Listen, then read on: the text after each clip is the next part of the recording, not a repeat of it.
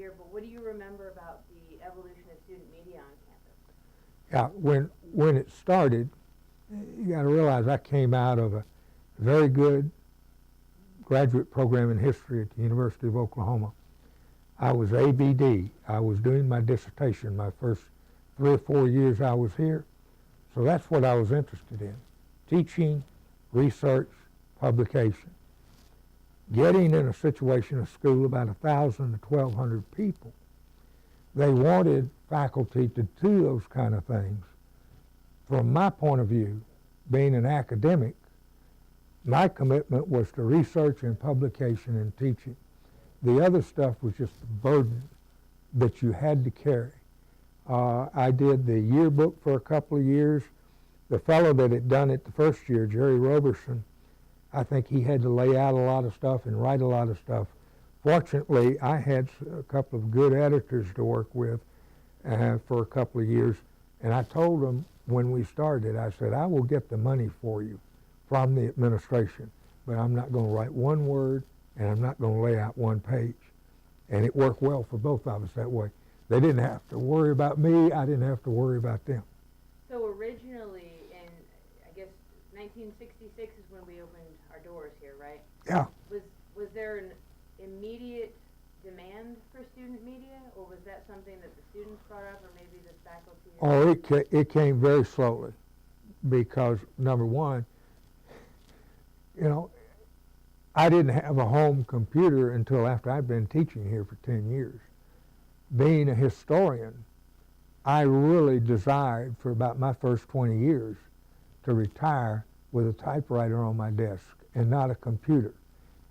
My wife brought a computer home one day and I didn't have any option but to learn how to use it at that point. But yeah, it came very slow, and there were a lot of problems with it. They found out that they couldn't do some things they thought they could do. And the bottom line was people that came hawking or trying to sell the computers and high technology and the media, number one, we probably didn't have the money. And number two, in the early days, they weren't nearly as effective as they thought they were going to be. Give you a classic example, PowerPoint programs, where you can fly things in and fly things out and all that. They've been using that for about 8 or 10 years. I had my suspicions about it, and from salesmen who were taking my night classes, salespersons, I found out that the more sophisticated that a PowerPoint program was, the less effective it was at getting the message across, because people got interested in stuff flying in and flying out and blowing up, and they didn't hear what was being said. And one other thing, and that is, we were talking about it outside a few minutes ago. During the early years, we had a small student body, and people that took on something like the yearbook or the newspaper or what have you, the students wound up doing most of the work. The editors wound up doing a lot of the work themselves, and they got involved in it, and so did people involved in student government. Bottom line was that the institution in some ways took advantage of students because they wanted to do these things, didn't have but a handful of students that were capable or wanting to do it, and the result was that many students got in academic trouble because the newspaper became their life, or the Montage became their life. So we had to walk a careful line. How did they create a news or a yearbook back then? Oh, they did it by hand. Did it by hand. Yeah, and but then the Justin's Yearbook Company, there were 2 or 3 big yearbook companies, and they would come and get the contract to do the yearbook.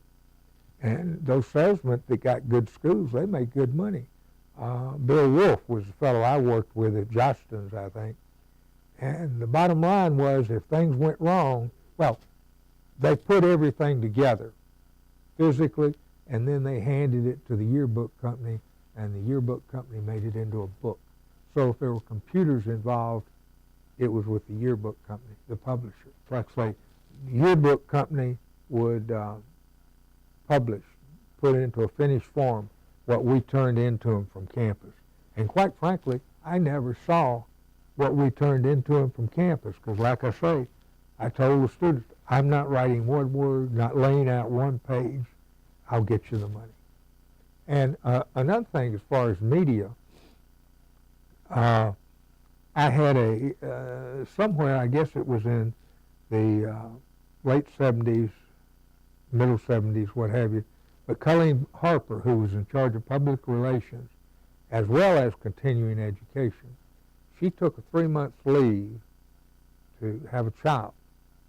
And they put me over next to the president's office running PR and the continuing ed while she had her child. And it was during that period of time that the streaking phenomena hit American college campuses. And we were no different from anybody else. They closed us down for a weekend when they closed most of the other colleges and universities in the country. I can remember this thing went on for about 2.5 or 3 weeks, so finally WAGA wanted to come out and interview somebody, and I agreed to it. And they set up in the old administration building on the old quad. They set up the cameras, and the cameras were electric back then, and there were little windows in the administration building, narrow and high, and so they had the cord going from the camera into the room where the electrical outlet was through the small window, but they hadn't plugged it in yet. My experience with the media is that reporters are very good if they interview you at a place like a college or university campus. They will tell you what they're going to ask you, talk generally about what they're going to do in the interview. When you get into the interview, if you stick your foot in your mouth, that's your problem, not theirs. I've always found them very responsible. And also you realize that maybe if it appears on a local TV program, you only get about 10 or 15 seconds exposure. So my philosophy was, regardless, for example, with the streaking situation, I had something that I wanted to appear on camera. Regardless of what they ask you, the first question, you give them the answer. You put out the information you want. It's kind of, I'm glad you asked me that question, and now let me address this type thing. But you got to do it quick, or you can get off target. That, once again, as far as student media in that frame of reference, you didn't have a radio station. Might have had somebody from the newspaper, probably had somebody from the newspaper. That would have been a logical thing. But once again, as far as technology and the number of people involved, handful of people, a very infantile operation up until the last 15 or 20 years. But I can tell you another, it was kind of student media. We brought a media person on campus probably in the late 70s or early 80s. Her name was Shar Patashaw. But before she came, I'd forgotten it, we had a fellow that was really in audio. But you was talking about student media, and really there was only infantile student media. First fellow was John Kelso, who did media for the college. But once again, he did it for everybody. And there was, in those early days, I think there was a minimum of student involvement. For example, I don't think there were any photographers with the student newspaper. I think they just had to rely on the editor and the assistant editor to probably go around and take pictures also. They might have had a photographer. Whether they were going to show up and get it done, that would have been something else. Because once again, it was a very small place, and there weren't people knocking on the doors to get involved in that. I was just, like I say, I was in the early days, and I wasn't involved. I can tell you one thing, though, that surprised me. And that was that the people that I worked with on the yearbook, I was very fortunate. I had good people and produced good yearbooks. The bottom line was they were really invested in that. That was their activity on campus, and from their point of view, that obviously gave them a space on the dance card. That put them in a place on campus where they felt like they were somebody. That was very important for those people, and like I say, they were really committed to the publications they worked on. Some of the people on the Sentinel tended to get involved in the newspaper, tended to get involved in politics too much, and wound up spending all their time writing editorials about this, that, the other, and then they failed out of school. So that was one of the things we had to watch out for in the early days, was not to let kids get overcommitted so that they didn't get their education. And then do you think that modern day, 2013, do you think that it's still important for people to get involved with student media, especially if they're going into careers in communication? Oh, I would think so. Any practical experience you can have obviously is going to help you in getting a job, and it's going to broaden your database, and it's going to broaden your contacts.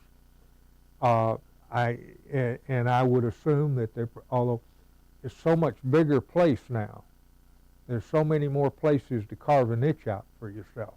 But I would assume that there's still people that, I think they get involved in high school, and that becomes a big thing for them in high school. It's an ego position, and then they simply transfer it on to college. And I imagine that's still the case, on a campus like Kennesaw now, where there are all kinds of things going on, not like the early days when they just one or two things. I'm sure that people have to fight to get some recognition without getting lost in the crowd.